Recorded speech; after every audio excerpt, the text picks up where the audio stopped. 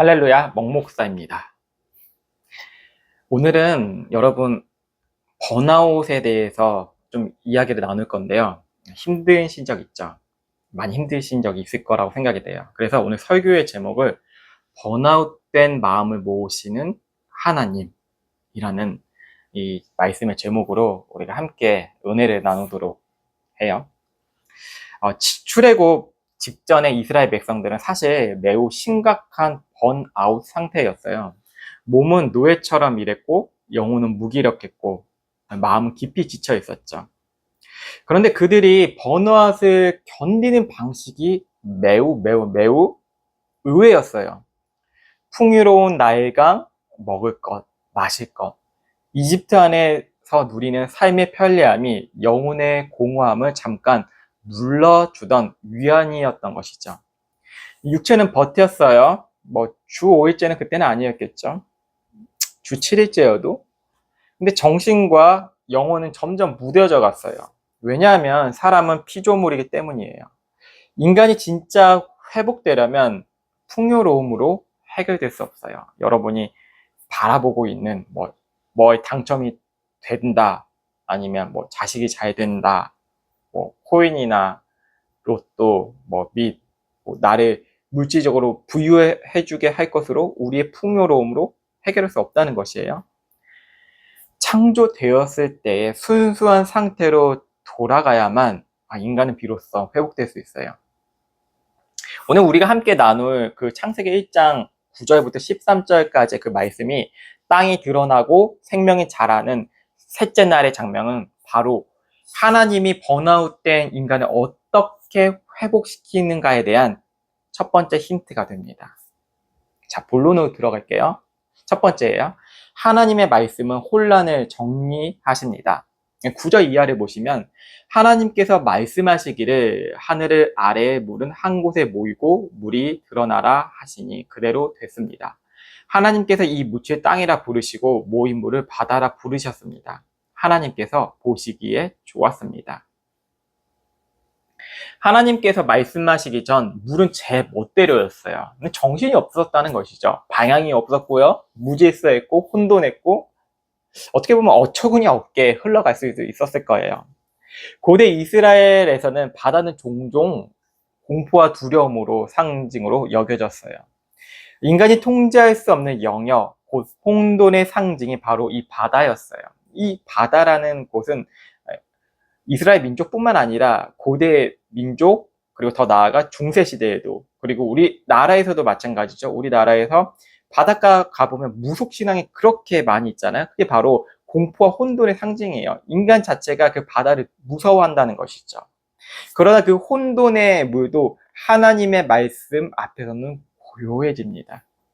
하나님이 모이라 말씀하시자 물은 순종합니다. 저항도 없었고요. 오차도 없었어요. 그대로 되니라. 이 말씀은 하나님의 통치가 얼마나 강력하고 완전한지를 보여줍니다. 마치 영화같이 보이죠? 물은 살아있는 것처럼 움직여요. 그저 무생물처럼 존재하는 것이 아니라 말씀 앞에서 생명이 반응하듯이 모여지고 정돈되어져요. 이는 하나님의 말씀은 혼돈을 질서로 바꾸는 능력이 있음을 보여줍니다. 예수님도 동일하게 바다를 향해 잠잠하라 딱 말씀하셨잖아요. 명령하시고 그러자 바다는 곧바로 잔잔해졌고 제자들이 어리둥절해요. 이렇게 묻죠. 이분이 누구시기에 바람과 바다도 순종하는가? 예수님의 말씀에 자연이 순종했어요. 그 이유는 그분이 바로 창세기에서 물을 다스리신 그 하나님 자신이기 때문입니다. 이것이 설교예요, 여러분. 그리스도를 드러내고 그리스도만을 말하는 게 복음이죠. 인간이 열심히 하자, 이거는 율법이고요. 자, 계속해서 이 복음의 말씀 함께 나눠볼게요. 물은 순종했지만 인간은 어떻게 했죠? 순종하지 못했어요. 하나님 말씀 앞에 그대로 되니라 라는 고백을 우리는 감히 할 수 없어요. 여러분 율법적인 신앙으로 그대로 되니라 한 게 있나요? 없죠. 아담도 이스라엘도 우리도 말씀 앞에 완전히 순종하지 못합니다. 그러나 복된 소식이 있어요. 단 한 분.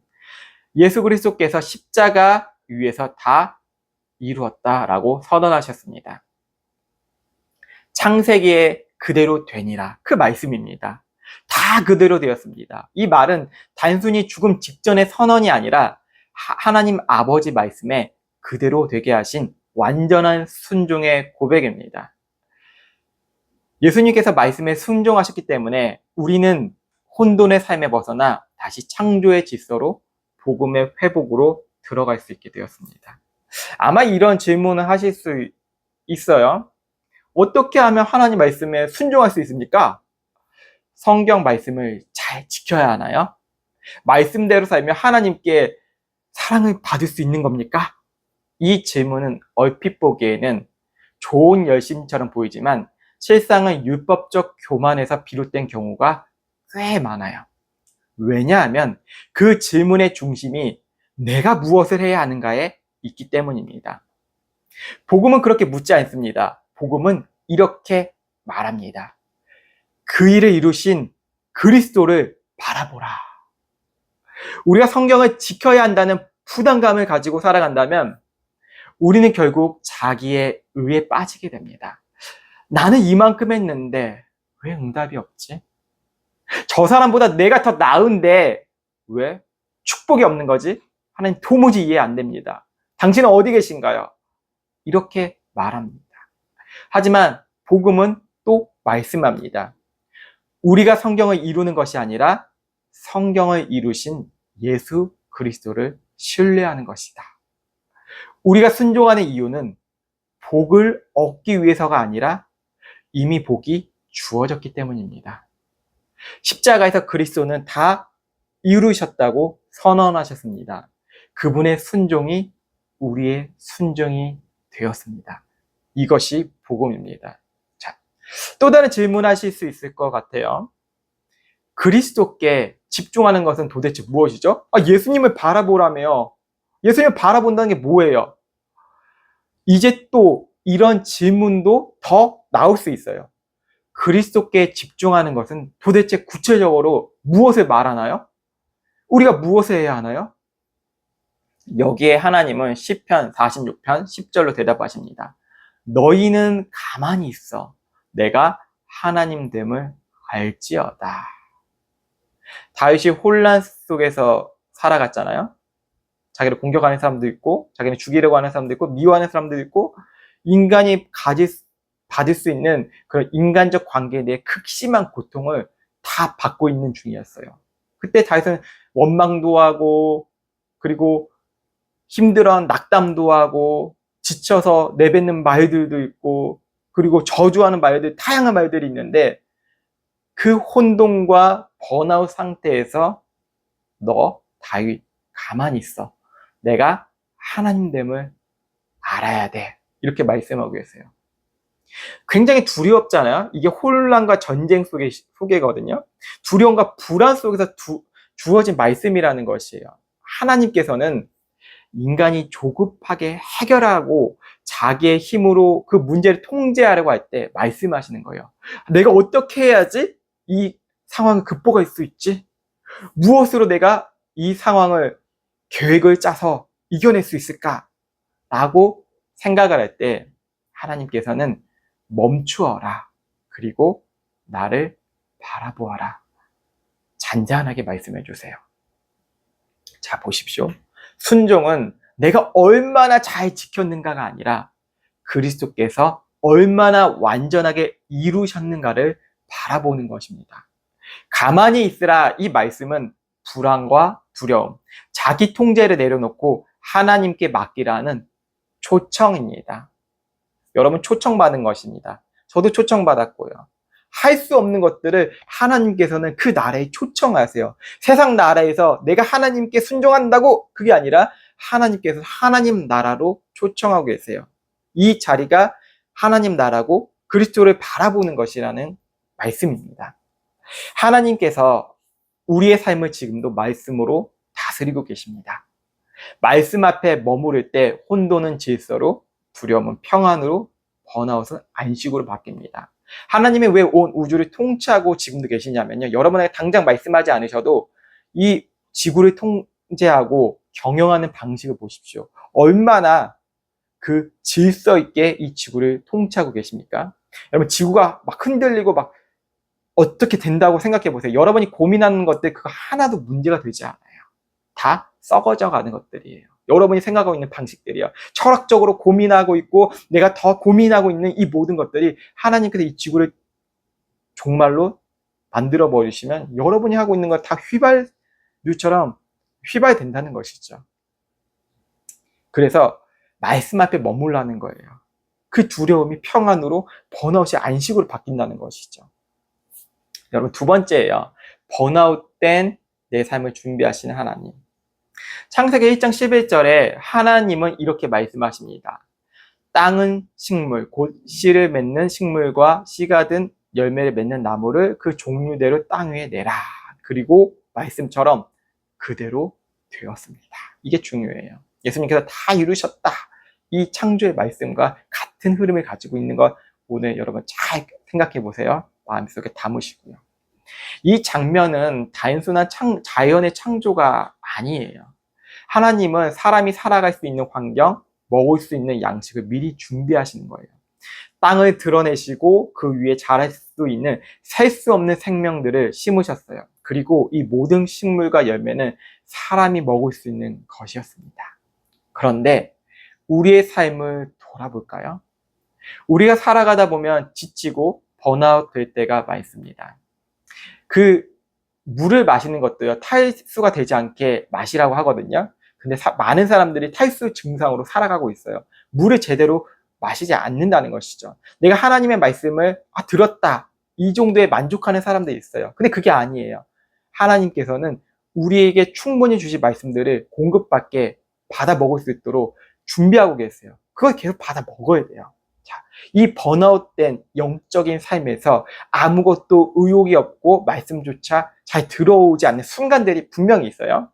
마치 내 안에 땅이 메말려 버린 그 상태. 그런데 하나님은 그런 삶에서도 양식을 준비하고 계십니다. 겉으로는 괜찮아 보여도 마음은 혼란과 공허로 가득할 때 하나님은 말씀을 통해 우리의 내면을 위한 양식을 주시는 분이십니다. 이 사실이 정말로 중요하거든요. 그때 마음속으로 아멘 하면 받아들이십시오. 그래서 진짜 먹어야 될 것은 무엇일까요? 창세기에서 땅이 준비되고 그 위에 먹을 것이 자라났듯이 하나님은 우리의 영혼에도 먹을 것을 준비하고 계세요. 하지만 우리가 진짜로 먹어야 될 것은 단지 입으로 들어가는 음식이 아닙니다. 우리의 영혼을 살리시는 음식, 곧 하나님 말씀, 그리고 예수 그리스도 자신이에요. 요한복음 6장에 예수님께서 이렇게 말씀하세요. 너희가 인자의 살을 먹지 않고 피를 마시지 않으면 너희 안에 생명이 없다. 내 살은 참된 양식이고 내 피는 참된 음료다. 나를 먹고 마시는 사람은 내 안에 거하고 나도 그 사람 안에 거한다. 이 말씀을 처음에는 낯설고 무섭게 느껴질 수 있어요. 공포스럽다. 여름에 듣는 말씀 같아. 근데 예수님의 살과 피를 먹을 수 있다니 이게 말이 돼? 하지만 이 말은 결국 괴기스럽거나 공포스러운 말이 절대 아니에요. 이것은 우리의 영혼이 지치고 번아웃 되었을 때 그 모든 공허함을 채우기 위해 예수님이 자신을 주신다는 선언입니다. 예수님이 십자가에서 죽고 부활을 믿고 그분의 내 삶의 생명으로 받아들이는 것입니다. 밥을 먹으면 내 안에 들어와서 나의 일부가 되듯이 예수님을 믿는 그 믿음으로 양식을 받아들이면 그분이 우리 안에 오시고 우리는 그분과 완전히 하나가 되는 것입니다. 이게 형제가 연합함이 얼마나 아름다운가 이거예요. 그리스도 안의 형제가 그분이 하나가 되게 해주신다는 것입니다. 우리의 교회로 세우셨다는 것입니다.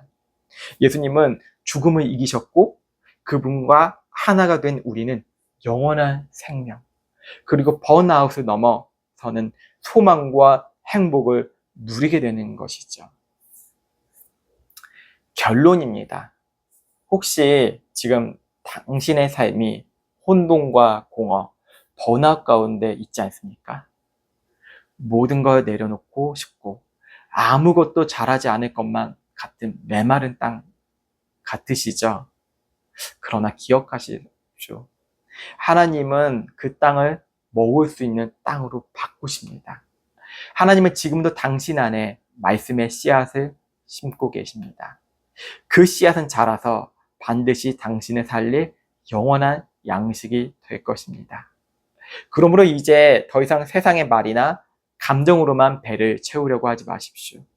그것은 썩는 양식이고 또다시 우리를 번아웃 속으로 밀어넣습니다. 이제 당부드립니다. 하나님의 말씀으로 양식으로 삼으십시오. 예수님을 먹고 마심으로 그분과 연합하십시오. 그러면 당신의 삶은 다시 살아날 것입니다. 이것이 복음입니다. 기도하시겠습니다. 하나님 감사드립니다. 우리는 먹고 마심을 통하여서 힐링이 되었다고 말합니다. 맛집에 가야 되고 먹방을 보고 그 모든 것들로 만족을 하려 합니다. 계속 시도합니다. 인간의 공허함을 자기의 부동산으로 주식이나 비트코인, 그리고 인간관계, 그리고 자기의 취미생활, 그리고 자기 인정으로 채우려고 하지만 결국에는 인간은 나이가 들고 병이 들고 생로병사로 인하여서 세상을 마감하게 됩니다. 오늘 말씀을 보면서 창세기 1장에서 씨앗을 준비하시고 열매를 준비하시고 이 모든 것이 하나님의 말씀으로 경영하신 것을 우리는 바라보았습니다. 예수 그리스도께서 우리의 삶의 양식이 되어 주셨고 우리가 믿음으로 그분의 피를 마시고 그분의 살을 먹음으로 우리가 영원한 연합된 존재로서 창조 세계의 회복을 다시 하나님 나라를 누리게 되는 것입니다. 우리의 참된 소망은 예수 그리스도임을 인정하며 고백합니다. 우리의 승과 우리가 끝나는 그 호흡의 마지막까지도 하나님께서는 다 이루셨고 우리를 이끌어내시고 완전하게 부활로 세상을 통치할 수 있고 온 우주 통치할 수 있는 그런 권능도 주셨습니다. 우리가 믿음으로 하루하루를 살아가며 우리의 양식이 예수 그리스도인 것을 늘 생각하며 기억하며 이 번아웃을 이 여름에 이길 수 있는 믿음의 사람 될 수 있도록 주님 축복하여 주시옵소서. 감사하며 살아계시고 역사하신 우리 주 예수 그리스도의 이름으로 기도드립니다. 아멘.